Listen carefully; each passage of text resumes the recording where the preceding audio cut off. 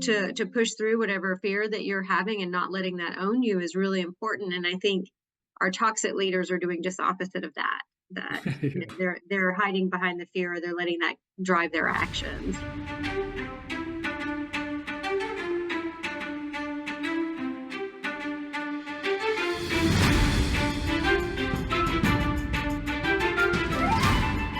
Welcome, I'm your host Stefano, and this is When Leaders Talk, a podcast about leadership, and most importantly, about leaders. And talking about leaders, we always refer to good leaders, but this episode is very much focused on bad leaders, toxic leaders. And I've been talking about this with Kimberly Williams. Kimberly is the Vice President of People for Walker Advertising, and she's also a former diplomat. She's been working for the Department of State in the United States for many years before turning her career focusing on people and HR. And actually, she's also an advocate for helping people dealing with difficult leaders. And that's why in this conversation, we've been talking about toxic leadership from many aspects, including tools, legal instruments, and more inner instruments that a person can use when they find themselves with a toxic boss. So there is a lot to unpack even in this episode, and it's a great conversation with Kim that will give you a lot of food for thoughts, I'm sure, about this. Before I leave the floor to Kim, let me remind you to subscribe to this podcast to make it more successful and have great conversations with great people like this one, even in the future. Plus, you can follow me on my social media accounts like LinkedIn, Instagram, and Facebook, and visit masteryourseat.com if you are interested in coaching and leadership coaching with me. Well, with no further ado, Kimberly Williams.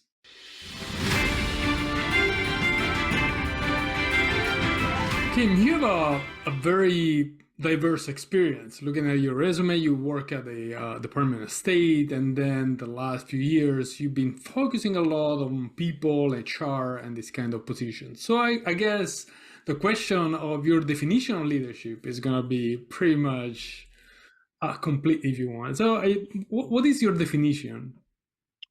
Yeah, you're absolutely right. It was a long, winding road in a lot of different places for me. But I think part of what shaped it in terms of coming from being a professor to working for the State Department, then to going to HR, is really being a strong communicator and having a high EQ so that you can really connect with people. Because at the end of the day, you're going to get the best out of folks when you make them feel safe, when you understand them, when you make them feel heard, and to translate that into action where you're kind of laying down the right environment for them to be able to go and be their best. Right. So EQ, communication, and setting the right environment. Those are the key words that I've taken from your definition. But I know that recently your work has been also focused a lot on what is not a good leadership, what is not a good leader, right? Yeah, absolutely. Toxic leadership and toxic environments and these kind of things. And actually, it's something that I will cover, and it's on the next episode of the podcast. I will have a conversation with a colleague of mine. His name is Stefano too. He's Canadian though, but his name is Stefano. We'll talk about the dark triad, but I don't want to go there. Mm-hmm. I don't want to go there yet. I mean, what is? Do you have a definition of toxic leadership then? Since this is a focus of your work. Yeah, I think someone who's incredibly fear-based. At the end of the day, it's kind of like communications I always view as really key, and that includes not running away from hard conversations and really getting in there, even when you're doing something at risk or you feel like personally you're on the wrong side of a political situation, or that you may encounter some fallback from the conversations that you're having. I think that courage to push through whatever fear that you're having and not letting that own you is really important. And I think our toxic leaders are doing just the opposite of that. They're hiding behind the fear, or they're letting that drive their actions. Yeah, well, I'm with you. What I wonder is nowadays there are a lot of podcasts like this one about leadership, books, and you can see a bunch there, and a lot of things that, to help people get better, plus coaching, plus I don't know, name a tool. There are so many Yeah. for leaders to be better in what they do. What's the situation now? Do you see any real improvement, or do you see a lot of leaders that they have maybe the presumption to be good leaders and yet they are not that good and they create a toxic environment? Yeah, I think we have to be really careful with the tools that are there. I've worked with some incredible coaches. I know some incredible coaches. I also know some kind of bad ones. um, and so I think the tools can kind of go either way. But at the end of the day, it's really whether that leader has that heart to do that right thing and is really ready to kind of step into an arena and take on everything that comes with it, that really kind of propels change in a big way. And for me, when I work with different leaders on like how to navigate that space, I like to try and look for what are some small wins. And then also giving them a cone of silence space where they can say things out loud, even if they're not going to say the right things out loud and not have to worry about stumbling through their words, so that we can kind of get to the heart of what's really going on and really help them there. So I think, there are some tools that can help folks get there. I think that there's some great people that can help folks get there, but at the end of the day, somebody's really got to be willing to do the work. I like what you say when we're talking about say things out loud, even if it's not the right thing, right? Just say out loud. And what I've seen, many people are paralyzed by, they it's like they don't want to, they fear expressing themselves because what happen if they say something wrong, something that is not smart, something that is, and that kills the conversation and take a lot of take a lot of out from the growth and the exchange of ideas and these kind of things. Yeah, no, you're absolutely right. So what is a tool that you can suggest to try to avoid to fall into this trap? So in the State Department, we did something called murder boarding. And it's not pleasant. It's why it has such a terrible name. But early in our training, we had to get together with like a group of 20 or so people, and they would put a camera on us and they would ask us terrifying, nightmare, horrible questions. And the idea of the training was to prep us so when we're in a hostile press environment, and that's going to happen. But I think it can apply for internal situations as well. And so I remember going first in my class, voluntold, didn't offer, and dreading it, and did a horrible job, and then what was so bad is they're asking me questions and I'm like, oh, this is awful, and I'm stammering and I can't really respond well. And then they play the video back and they keep pausing it and saying, okay. And they have my peers say, oh, you're doing this wrong, you're doing, and I'm like, oh, thanks a lot. And so then they had me do it again and again and again. And by about the 10th time, your nerves are gone. It really takes the pressure off. It brings the temperature down, and you're not so scared as you were the first time. And this is something you can even do yourself. Like if you know something's coming, you generally have an idea of what kind of questions may hit you, or you just want to test out a scenario and see how it goes. You can just set up your iPhone and record yourself and play it back and say, oh, you know, I'm scratching my neck because I'm nervous and that's a tell, or, my voice is going up and down and I don't want that to happen, or I really stammered here. Let's do it again. So that when you're in that moment, it's not your first time. Basically, what you're suggesting is get out of your comfort zone, Yeah. not just once, not twice, but more and more time until you're comfortable being outside the comfort zone. I know it sounds strange, but actually it's a great tool. I did something similar in the military, just a few times, fewer times, I guess, but it was a great experience. We were simulating after some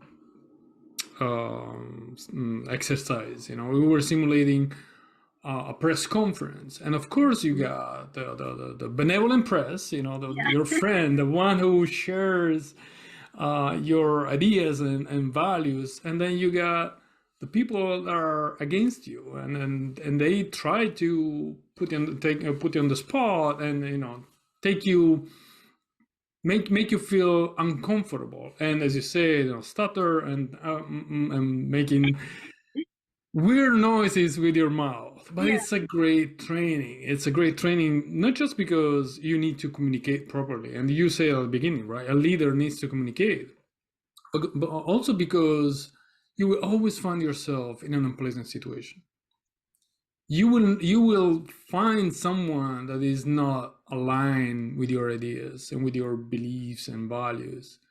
What are you gonna do? Just shut down and Right. You have to suffer in engage. silence? Yeah, I know. We don't move very far, and it can, on the opposite side, things can get very destructive, and people feel less safe in an environment like that, and there's less trust. Absolutely. I love what you say. You less trust, less trust.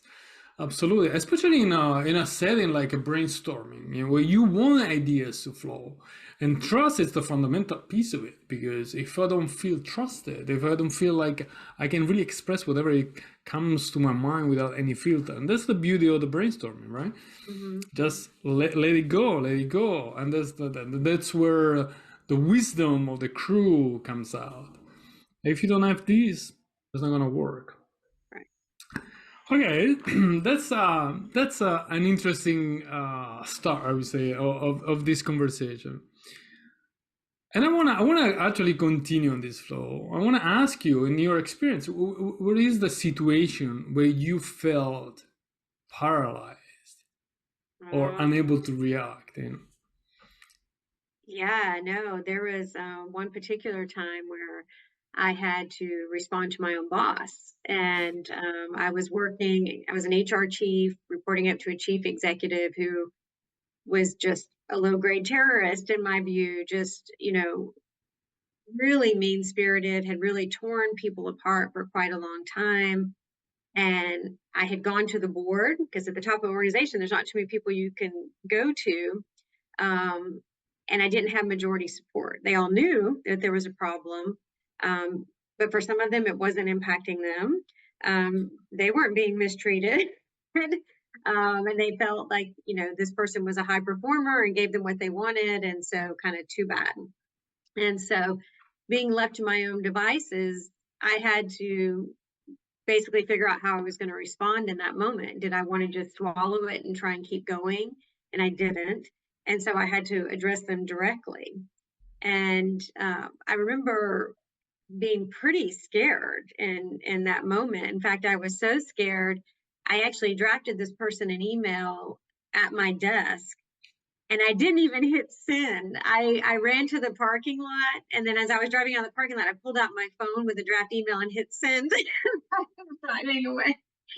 And I always like to tell that story because it's okay to be scared. It's a very scary thing, especially the first time you go through it. Um, but in the end, it really protected me.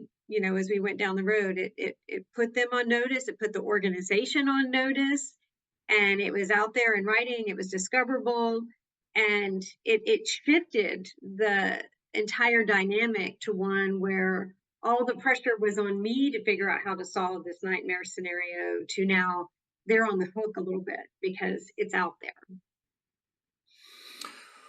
that's thank you for sharing this. I mean, I understand that as being a particular moment of your career, and that's what I get is also probably the pivot moment in your life when you decided to dedicate your time and efforts in helping those who find themselves in a similar situation. What are the tools that people might use when they have to deal with a toxic leader? I think one of the most important things you can do is definitely to write things down. Whether you decide to act or not, you have to build up some sort of record somewhere. And so anytime I start to run into problems with anyone, the first thing I do is create a Google Doc, and I just start, you know, at 6:15 p.m. at this meeting, this was present, and I do just the facts, ma'am. This statement was made, or whatever the problem is. And then anytime I hear something, and so I just kind of keep a running log. It also, because these things can become very emotional very quickly. It helps kind of keep your train of thought on track, which is really significant, because how you show up in moments of conflict, kind of like what we talked about with the murder board, any type of hard conversation, you want to try and bring as much calm as you can. Right. Not only for your own self, to keep your own emotions from kind of overcoming you, but also changes how the other side not just perceives you, but responds to you. And so someone who can figure out how to hide their fear, swallow it, hit send in the parking lot, do whatever they have to do to show up in a calm way is very different than the person who shows up who's scared out of their mind, or rambling, they're incoherent, they're not presenting very well. Because for management, what they're going to do is they're going to look at the person who's not presenting very well, saying, okay, they won't do well on the stand, they'll crumble under the pressure of an investigation, they're not very threatening. The person who shows up who's very articulate, who's very clear, who's just the facts, ma'am, is far scarier. This is someone that would show well outside of the organization and present bigger problems for them, and they're going to take that complaint far more seriously. Well, if I may add something to it, is when I had the experience of dealing with a terrible boss, one of the things that really helped me was a network of people I could trust, and they could support me. And I was lucky because these included family members, but also colleagues who found themselves in a similar situation. So we created on the ship, because I wasn't on a ship at the time, a small community. And like every time when you find yourself in a challenging situation with others people,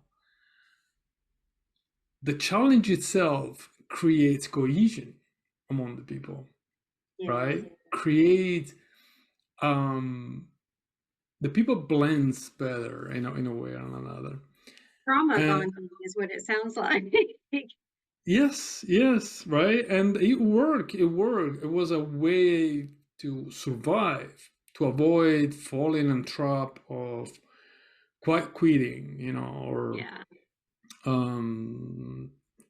even though it was hard, because my motivation in the job, of course, was very, very, very low.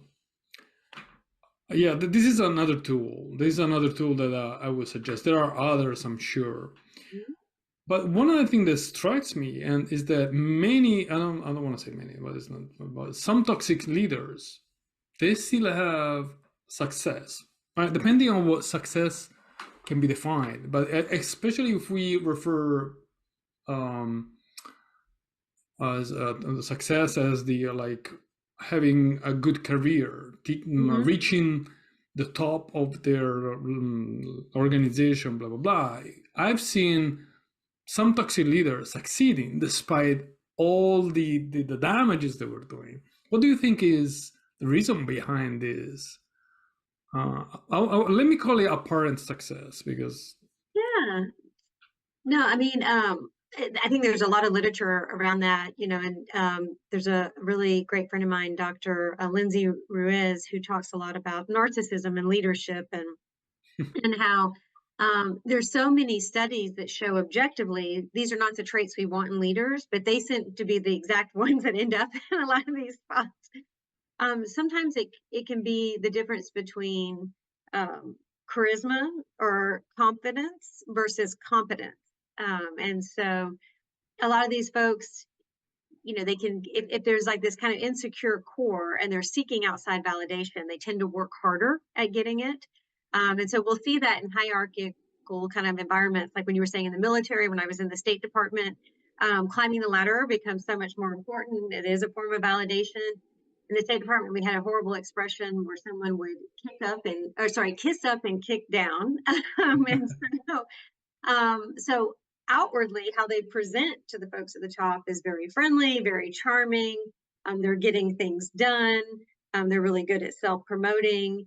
And then if you've got this kind of climate of fear where nobody beneath them wants to engage them, overstep them, poke at them by calling them out to higher ups, and that whole system kind of punishes that kind of behavior. There's so many factors that make it really easy for an individual like that to rise up. And so the only counter to that is hard conversation and making sure that you're building your organization in a way where you don't have someone kind of amassing too much power and too much authority, so that if you do have to call them out on bad behavior, it's not harming your organization because you haven't leaned on them too heavily. That's interesting. What I found out also is that those people are very focused on results, right? So they will do anything, everything to achieve a result, and that includes destroying someone else, and humiliation and these kind of tools, psychological tools they can use. And some organizations are not strong enough to counter this pattern of behaviors. Actually, probably because the culture of the organization itself is so based on results that they don't see the damage that a person like this is really creating. Mm-hmm. And there's a damage that you can only assess when the person has left the position, and then you have to, okay, you see the cracks in the wall, or the holes in the walls, more than a crack sometimes. That's another aspect of toxic leadership. And I would like to change a little bit because it's getting gloomy, and the weather is not helping probably. Let's try to bring some light to these conversations. And I asked you the moment where you were paralyzed and a greater difficulty, but let me ask you something on the other side. So what is the success of your career? What's the highlight of your career? And most importantly, the one thing that I would like to ask you is what were the factors that contributed to this success? The personal, internal factors, of course. I think it was engaging my own fear. I really do. I think it was such a pivotal moment that it changed me as a leader, as a human being. It made me less afraid to go forward.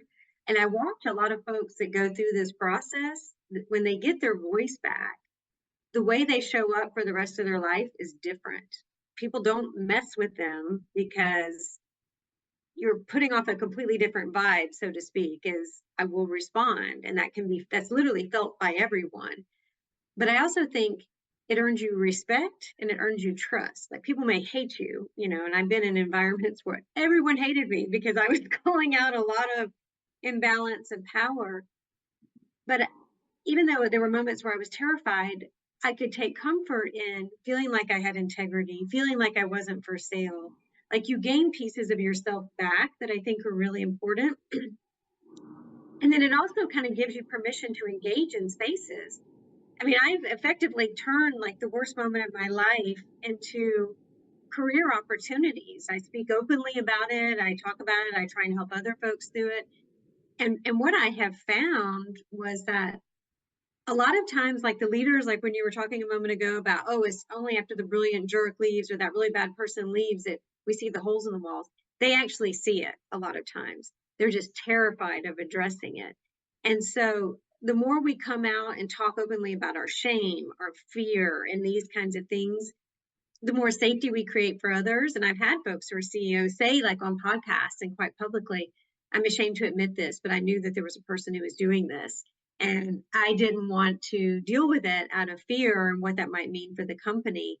And so courage kind of begets courage. And then the fact that they're owning that now, that they'll engage differently. They'll attract different people to come work at their company because they've shown bravery in this space. And so we're really starting to reach a tipping point where there's kind of like unity around it because it affects millions of people.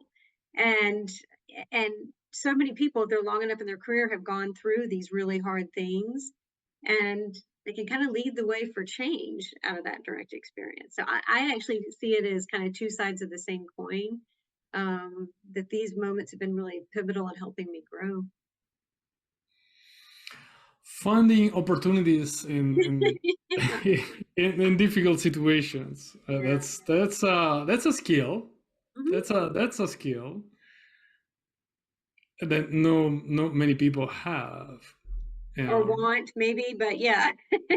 Yeah. Yeah. I mean, I've seen people, when they found when they see that everything is going havoc, they get paralyzed and they start playing the victim role, Yeah.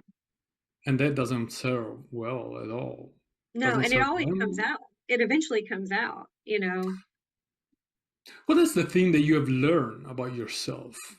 The one aspect, or more than one if you want, that you didn't know you had in you, and here you go. Um, I think fear is our great teacher. And I don't know like the precise words for it, but I have found that if I'm really terrified, that it becomes my North Star now. So if I'm in that situation like I was in that moment where I'm running my boss and my hands are shaking, I now look at that as a good signal that I'm going exactly where I need to go. And when I'm in those moments, I try to ask myself, if I wasn't afraid right now, what would I do? And that's what I do. And I take one step forward and I take one step forward and I kind of get excited about it now, where I'm like, I can't wait to see what's going to come next. And I do believe at the end of it, no matter what happens short term, no matter what the blowback is, that in the grand scheme of things, life rewards bravery. And I'm way more excited about feeling like a brave person than I am anything else. That's an interesting perspective. Yeah. That's a very interesting perspective. Looking for the moment you feared whatever Yeah. it's happening. That's a lot. We mentioned earlier, stepping out of the comfort zone. It's like you seek for the moment for it, in which you will be able to finally feel uncomfortable. And absolutely true. That's when we grow. That's when we develop something new skills. Oh, okay, that's. I had a question, and now because I was listening, I was like, oh, that's an amazing story. What is the thing that you fear the most then? um, of being a coward, of having an opportunity to do something and not doing it.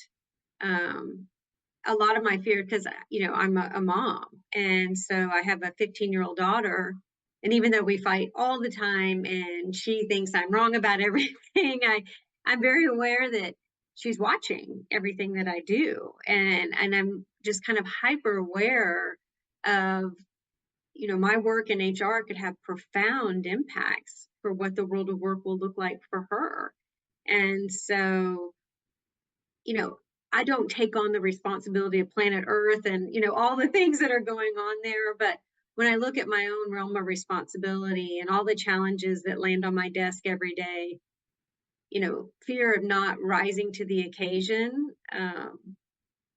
probably bothers me more than anything. Or, you know, looking at these moments where you're constantly tested on self-preservation, engaging in controversy, which is becoming more and more common for leaders today, where you're going to have to take heavy risk and be prepared to take heavy risk, and that's such a murky space, and it's a hard to untangle space. And I always want to be clear that I'm not letting myself and my own personal gain outweigh what I truly believe is right. What you just said reminds me why I'm very happy you are here today with us, and that it's I love talking to people like you who want to live, want to have an impact, Mhm. want to leave a mark, doesn't matter how big is it, and of course some people are able to change countries, organizations, international organization and whatever, and other people are able to impact small organization companies, and this is still, I think, a commendable ideal. So what is the when you talk about your daughter, what is the word, leadership perspective that we're leaving to the next generation?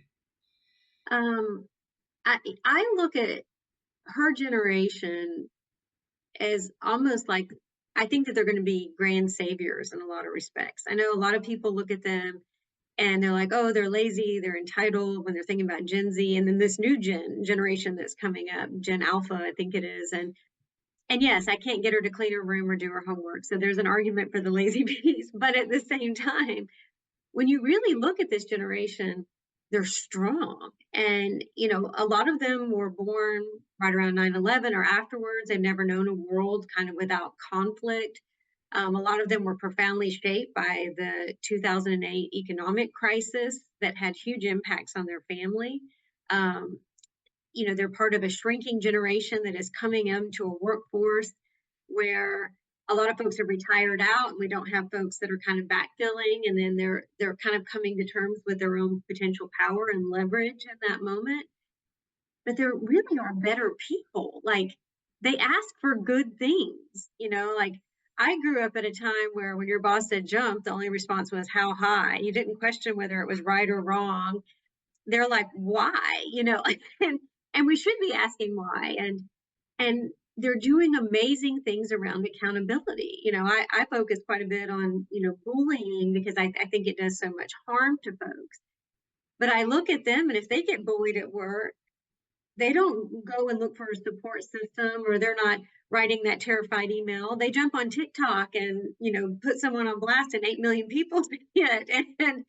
And they're in there affecting change. And so when I look at my generation as like a woman in her 50s, I just think there's no small acts, that I'm trying to lay the groundwork for these great people behind us. And if I'm just punching a small hole through a wall that will later become a door that they walk through, I feel like I've done my part. And so it's using whatever we've gained at this moment in our life to level the playing field for smart, amazing people to come do awesome things. I also think that they are more ready to blow the whistle, Yeah, yeah. right? And this makes us, our generation, more aware of our flaws, our problems, Yeah. because I guess we think, you mentioned earlier, they are accused of being lazy and they don't know what to do, blah blah blah. But we have our flaws, and there are many actually, especially from a leadership side. We are, I guess, I mean, I'm talking for myself and the generation that I know, especially in my country, in Italy. But we grew up with the idea of sacrifice, and with a leadership style that was more command and control. I'm not talking just the military, because it was pretty much a common practice even outside the military. Of course, the military is probably the best example you can have of command and control. And now all this conversation we have, it's also because they are raising their hand. It's like, Yeah. no, there's something better, and Yeah. it's on us. Mhm. It's on us, because we are preparing the world that they will lead in a few years. Not many, actually. They're already Mhm. getting there, and some of those people, they're ready to start their own companies. Oh, And yeah. Yeah. but I like what you say, that they are strong Mhm. behind this appearance of being um Not as hardworking as us, or yeah. yeah. But that's a point. I mean, they really aim to a better balance between life and work. Yeah. No, I agree. And is that so bad? I mean, I've known so many people who endured torturous and work environments, very toxic work environments, where they became very sick or they became alcoholics, and they internalized everything.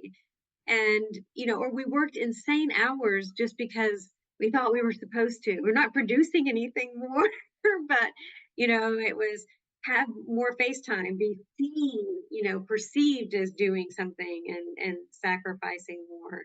And I even remember that at the State Department, I remember working such ridiculous hours when I was new, wanting to prove myself and show that, I'll do anything for the organization, to the point where I nearly had a heart attack, and I was only 40. And, and I remember some of the folks are like, oh, like it was a badge of honor, like she'll destroy her own body. Like, oh, wow, you're triple type A. And I'm like, I don't want to be triple type A. I don't want to have a heart attack. I want to see my family. I want these things that they have no question, or no problem asking for. I really, everything you're saying resonates with me a lot.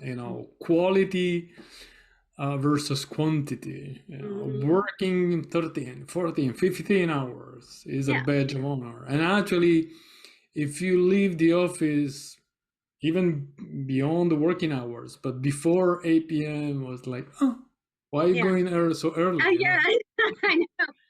Shame and these silly jokes, and those are silly jokes, and those are, it's not even, sometimes not even a joke. Your boss looks at you, it's like, why are you leaving so early? I mean, it's only dinner time. Exactly.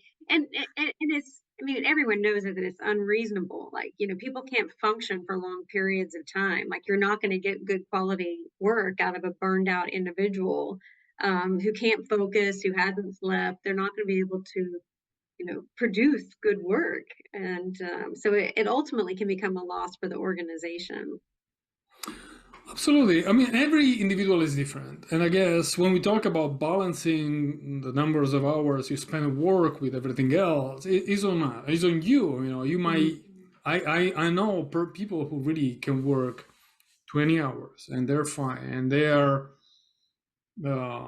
absolutely happy and satisfied, and man, I'm with you. I'm not going to impose my vision, but I don't want you to impose on me your way of living your life.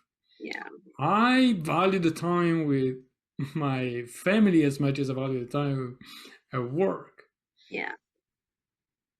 I want to find the right combination. And going to this, so since these new generations are coming in the workforce, what is needed for us to retain talents, acquire and retain talents? What is the one thing or the few things we need for these people to come and work with us and stay with us instead of jumping from one job to another? We need to treat them better. I mean, to me, nearly 50 million Americans have endured a toxic workplace environment. And it's so serious, right? I mean, because like there's real health impacts. I mean, now you've got doctors showing that it leaves scars on the brain when you endure workplace trauma. Because when your job's on the line, everything's on the line. Your ability to take care of your family, where you live, how you pay your rent or mortgage, where your kids go to school. So these really heavy stressors have profound impacts on whether people want to stay or not. And one of the failures, and I know that's a strong word to say failures for HR, but I do think so, is, they talk a lot about inclusion, and a lot of times that means food, flag, and funds, like, oh, we're going to throw little parties and we'll have a, ping pong table. But at the end of the day, if you're doing that stuff, but Bob or Jane is this extreme bully who's making everyone's lives hell, and you're not having a conversation with Bob or Jane, that other stuff doesn't matter. And so HR hasn't done enough in that space, I really think. I think that there should be different training. I think there should be different accountability. I think them and managers that they work with need to really own that and make public declarations that they're dedicated to that, and demonstrate that, that if there's a problem, that they will come in and address things immediately.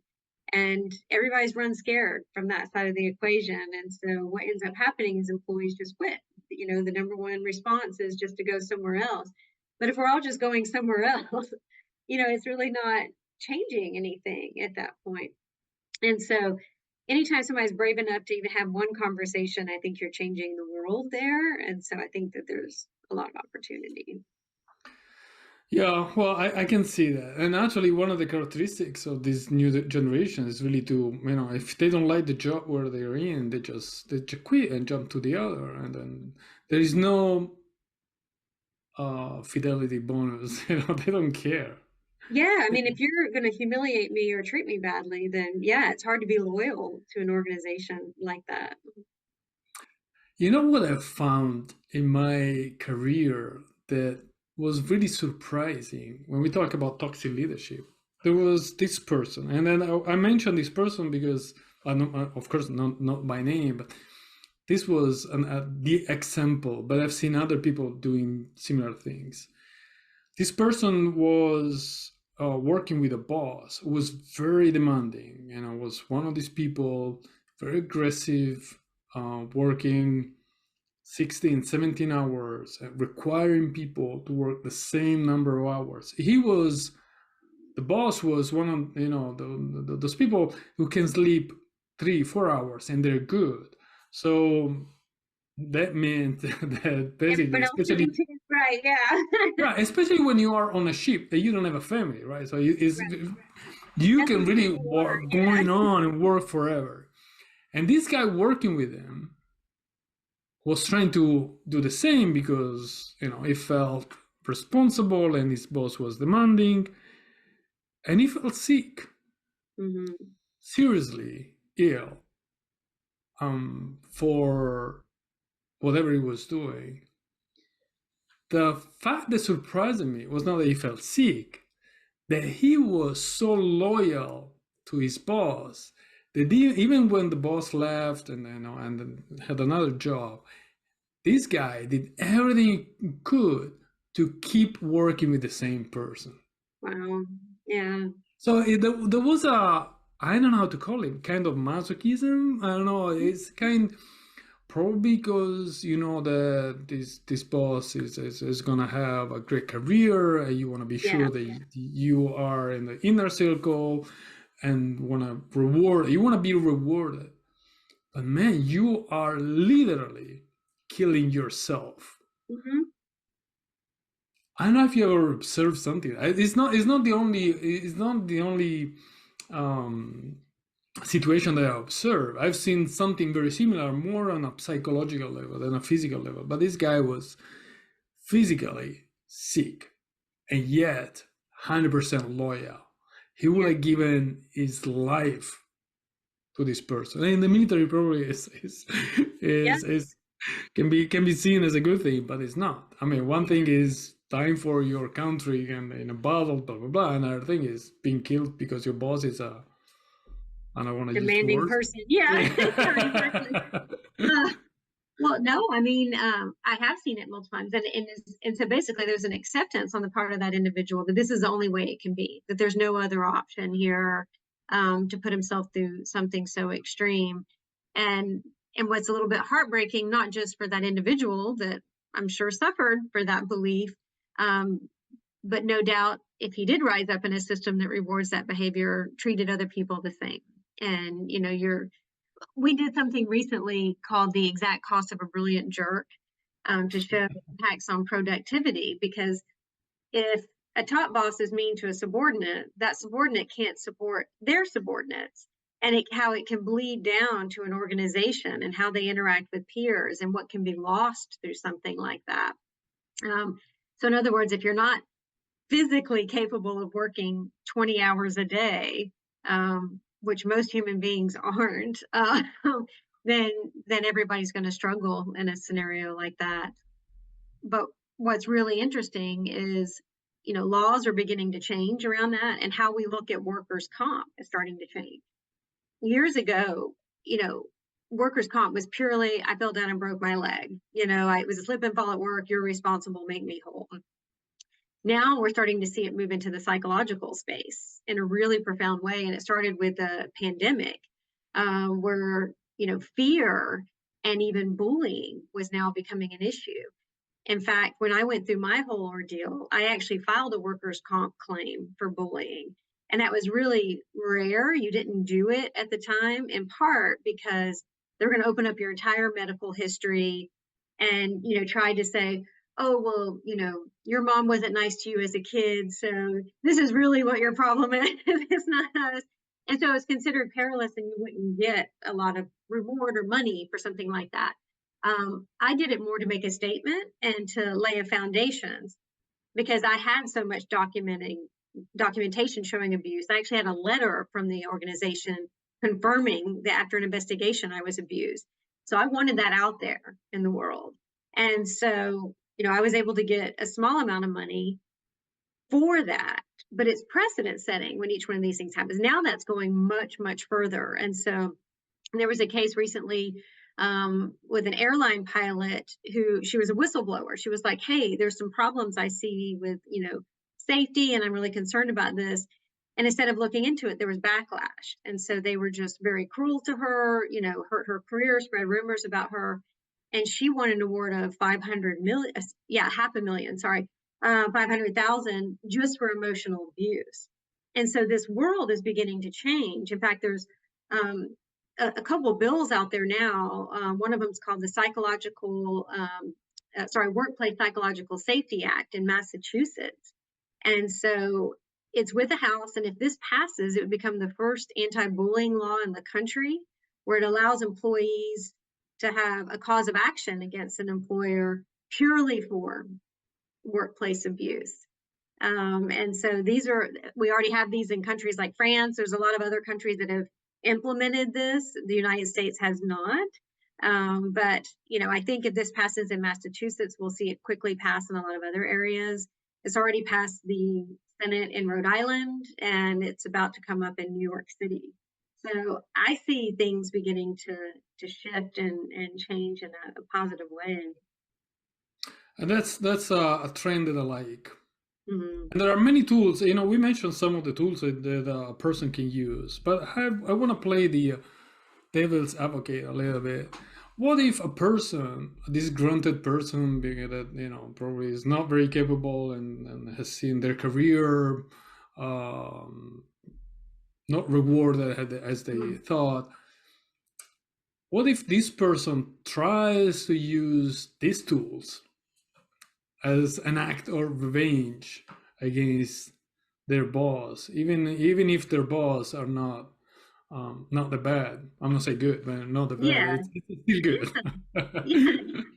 No, what you're referring to is it's weaponizing the process. Right. And it's not uncommon. We'll see it a lot in HR where this person's been given a PIP or they've been given a verbal warning. They're sensing that they might be held accountable for something. So to protect themselves, they'll go out and file a claim against you. I probably shouldn't be saying this out loud, but I actually love that when that happens. And part of the reason why is the best counter for that is, okay, let's open an investigation. We'll have somebody come in from the outside, really dig into what's going on. And what always comes to light is the performance. Like there's no escaping it. I have personally had people file complaints against me when I have called them out for their behavior. And I was not afraid of that. And the reason why I wasn't afraid of it is because I bend over backwards to treat people well. And it was extremely well documented. I had plenty of emails where I had gone through saying, hey, thank you for having a conversation with me. This is just to document what's happened. Hey, I have concerns here. Here's all the list of complaints. This is, and so if you're doing all of that, there's nothing to fear. And then what happens is that employee will never do that again. And a lot of times more things that you didn't even know come out for that employee that makes things even more challenging for them, because we have a fair, objective process. None of us want to live in a world where you can just say, hey, that person's bad and they're fired. There always should be due process in that. And all that stuff exists. It exists in the discrimination world. And so it would simply be applying in a broader context.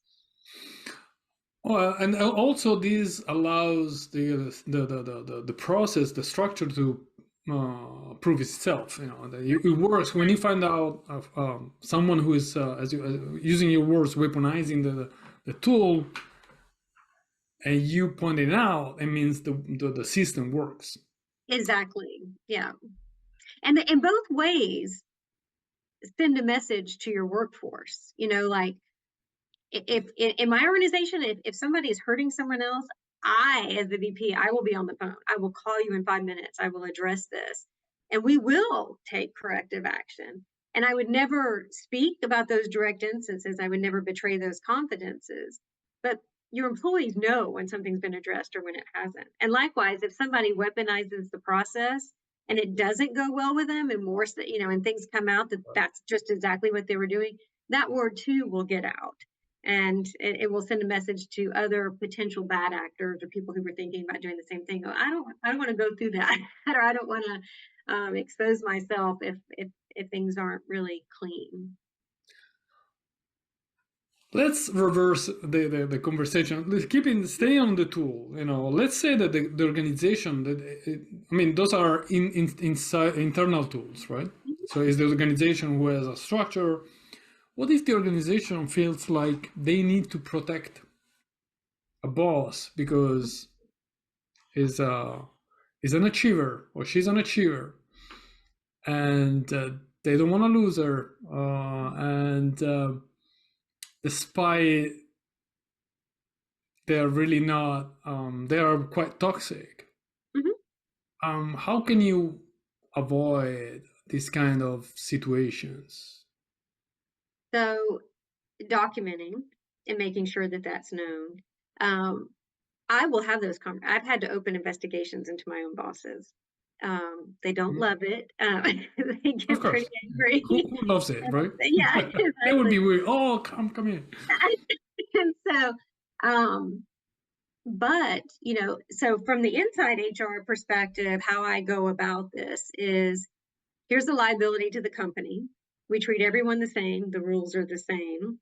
And then I try and bring in outside examples as leverage points.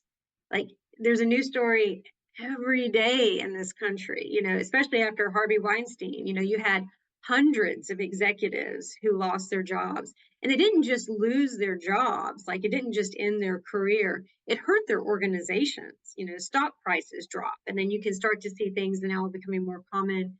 Shareholder derivative suits, where shareholders can sue a board of directors if they knew that an executive was engaging in destructive behaviors and did nothing about it, because you've now hurt their pocketbook. And so they have a cause of action against you. In some states, just a breach of contract. If we have in our employee handbook that we're going to follow rules and follow up, and we do it for a janitor, but we don't do it for a top executive, we're violating our own rules, and someone can sue us for a breach of contract. So it's reminding, that the outside world has leverage that may not exist in the inside world.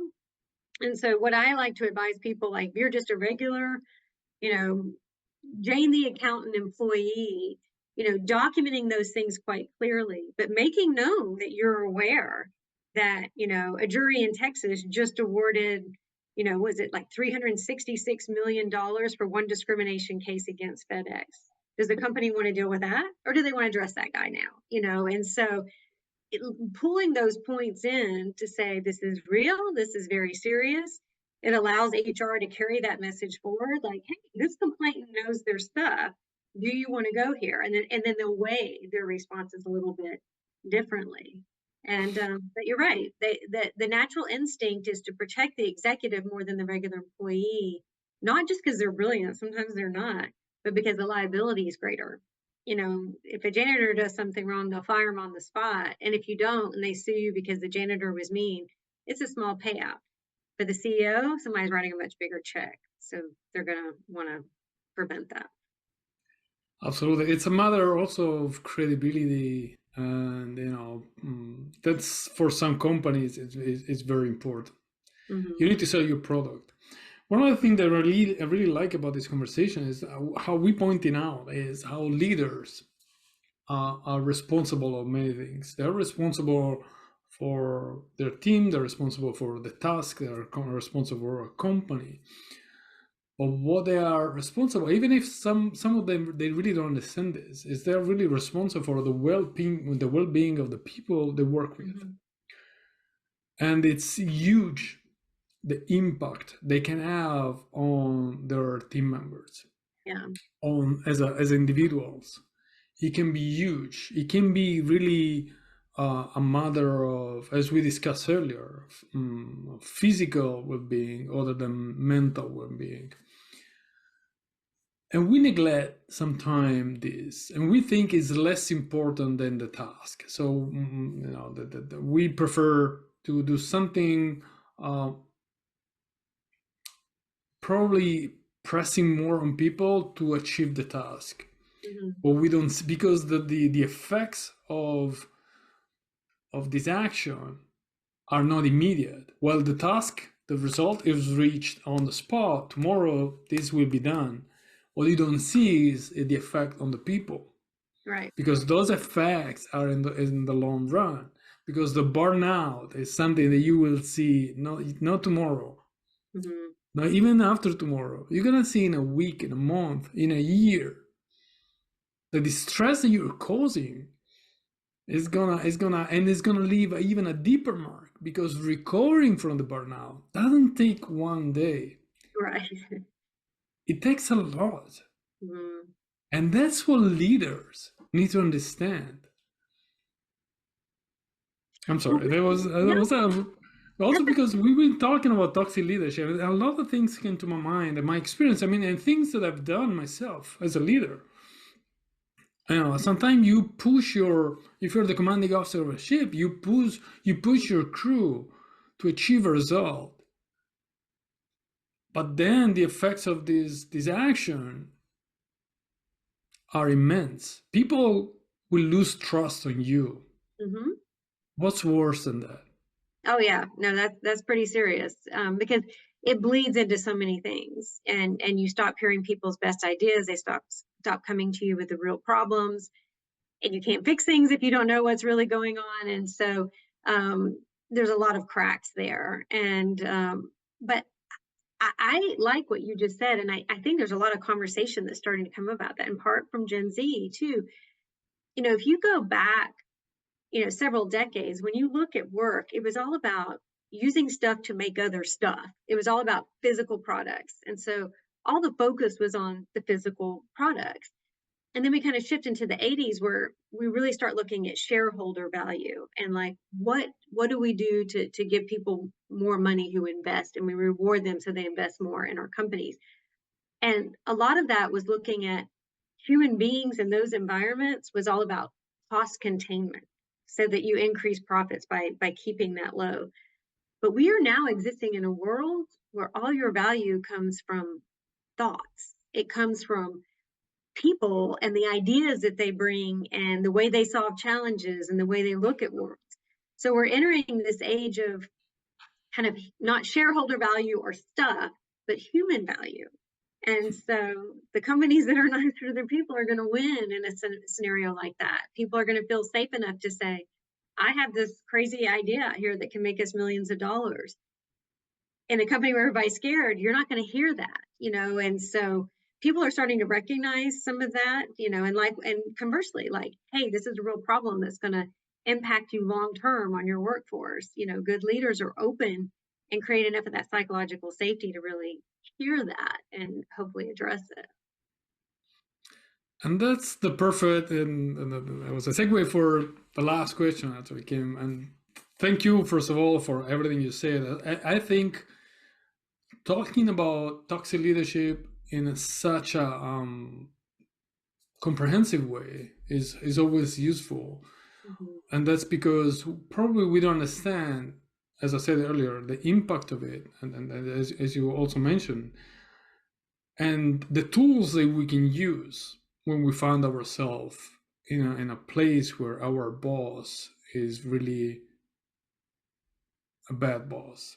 Mhm. So, leaving this conversation, let me ask you, what are the suggestions that we can give to people to be better leaders? If someone comes to you and say, "Hey, Kim, I want to be a good leader, not a toxic one, a good leader," Mhm. what is the suggestion you will give to this person?